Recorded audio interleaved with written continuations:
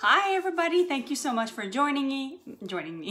My name is Nancy, I'm your health coach for those who don't know me. Today I want to talk about Feng Shui. You hear a lot about that, Feng Shui, and it's almost like it's over, the term is overused, but there's a lot to be said about like energy, moving. Basically, Feng Shui means energy that moves freely and openly, and everything is energy. We're energy, everything is energy. So that's why like when we do a big spring cleaning, we feel great. Like if we feel like if you're feeling like down or in a rut or like just in a funk, do a huge spring cleaning and it's gonna ultimately like lift your spirits. It's amazing.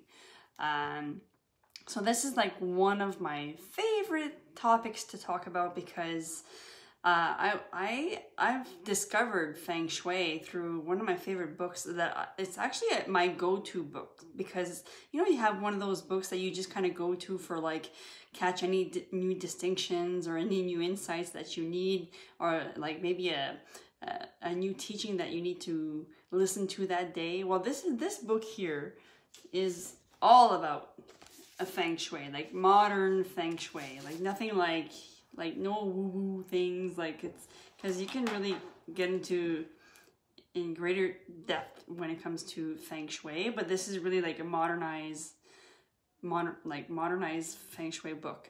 So it's a good read.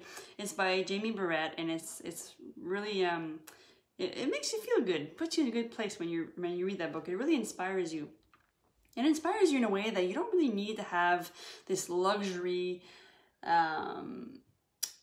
beautiful home, like big house or all these fancy things. It's really about how even just placing something in its place or organizing things really does make a big difference in your space. And since we're, you know, at home more so now than ever, you know, we're in a lockdown now, our second week and into this 6-week lockdown, I think it's really important that we pay attention to the energy that's flowing around us, in and around us, and just paying attention to how our space feels.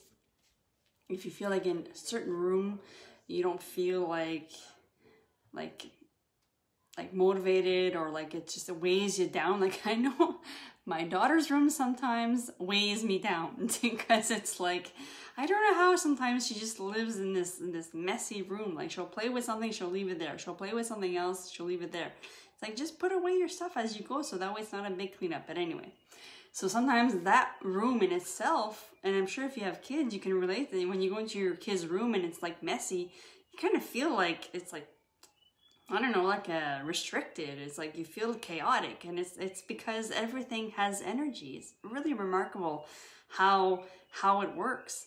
So paying attention to that, like or if you're in a room that it feels like you're like, maybe you're feeling a bit like lonely, or like you're missing someone, or like you're feeling all these negative emotions, and maybe there's something that you're holding on to that's either from a close person who either moved on or passed away, like gave this to you, and you have a hard time letting go of that person.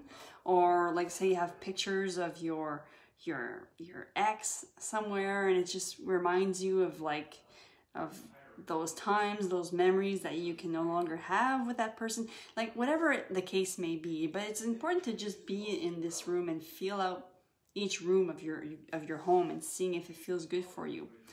And another thing that I want to mention then is that sometimes we confuse spaces, because every space has a designated feel to it. So like, I don't know if you guys were on our morning show, but I was talking about that. Like if you're in your living room, then the living room is more a place where we get together. We either like just for conversations, or playing board games, or watching TV, things like that.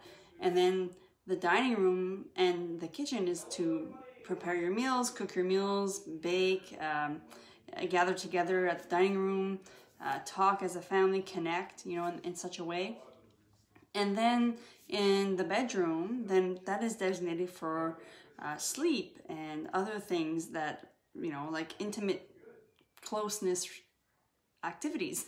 So those are designated space. And then when we confuse them, we feel disconnected in a way. So if you're in the kitchen and you bring your device, your electronics to the kitchen, then it's hard for us to connect and to feel fully engaged and present. You just like try that exercise. It's really remarkable.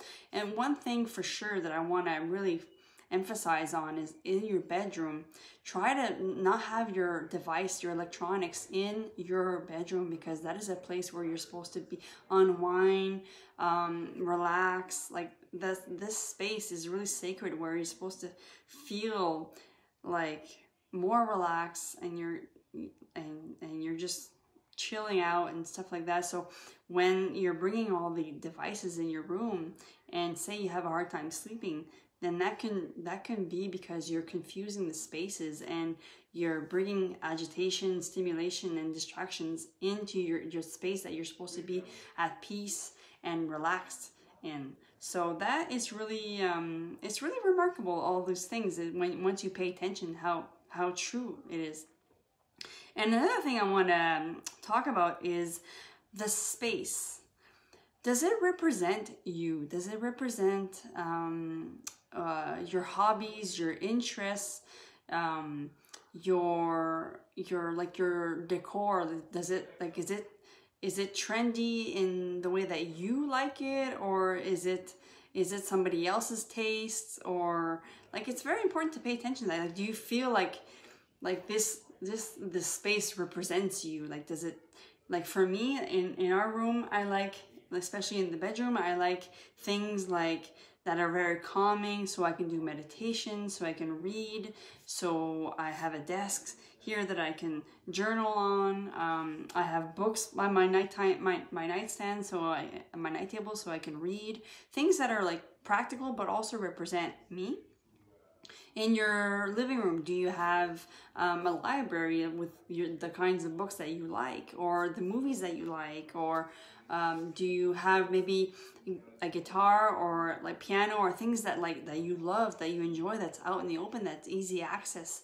Do you have, like for us, we have our bikes that are close by where we can easily grab our bikes and go for biking, because that's what I love to do. So it's very easy to have, it's very important, I mean, to have those space represent who you are, because you'll feel that if you feel like you've decorated your space in a way that it's trendy, or that you're basically just following the latest trends, but it doesn't really represent who you are, then you'll feel that in an energetic level.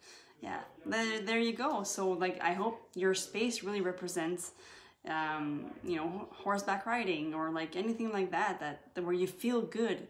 Because if you don't feel good in your space, chances are it's a space that's not really designed or designated, or doesn't represent you. So it's just pay attention to those things. I think it's very important. And I think because we're at home more often, I think it's important to take some time and fill out each space and ask yourself these questions. Does it feel like the energy's flowing nicely and easily, or does it feel like it's restricted in certain areas? Even sometimes just adding more like plants, like to increase the oxygen in your space, or maybe getting a few decorative pillows that will add more color in your space. Simple things. Maybe you have some organizers so you can put away certain clutter, because sometimes the clutter restricts the energy. So if you put that away, you'll feel the difference. Or sometimes you just want to close the door of your kid's bedroom if you don't want to deal with that, even the bathroom. Like if you have your Epsom salts ready to go, your bubble bath, your candles, stuff like that. I mean, those are very inviting. So the key is to feel invited, to feel good in your space. And if not, then no judgment, and just take some time to maybe reorganize or add a bit of things that will create the space that you enjoy and that represents you, and that well, what I want to say, that makes you feel good, essentially. So that's basically what I've been focusing on this week. And I know that every Sunday when I come home from work, I work a half day and I come home, and usually Rock and Naomi, they go hard at work and they clean like the bathroom and the floors, and I feel it right away when I come home. I feel clean. It feels really good. And if you feel like you have too much clutter in your space, then maybe take some time this week to really organize your space. And yeah, basically that's maybe what you can focus on this week. It really does make a big difference in your health and in your well-being. It really does make a big difference. So if you have any other questions or comments before I go, feel free to ask me or comment. I hope this week you're partaking in the health and wellness challenge of Feng Shuiing your life. I'm truly inspired by this book. If you guys, I don't know if you guys can see that, but Feng Shui Your Life by Jamie Barrett. Totally, it's a fun read. It's like my go-to. I'll just flip a page and I'll just kind of read a little bit of a short story, and I'm like, oh, cool. This is I can probably work on this week or something. So yeah. I'm gonna let you guys go. I just wanted to come on real quick. I tend to come on Facebook Live on Tuesday, Wednesday, and Thursday. Those are the days where I am able to come on at 3 o'clock. So if you want to join me tomorrow at 3, I'll come on and we'll talk about anything and everything. And then usually weekday mornings, my husband and I go on, share a little bit of laugh and a little bit of insight, and it's just a whole lot of fun doing it every weekday morning at 7:15. We'd love to have you. And until then, have yourself a good Tuesday, and we'll talk to you guys soon. Cheers.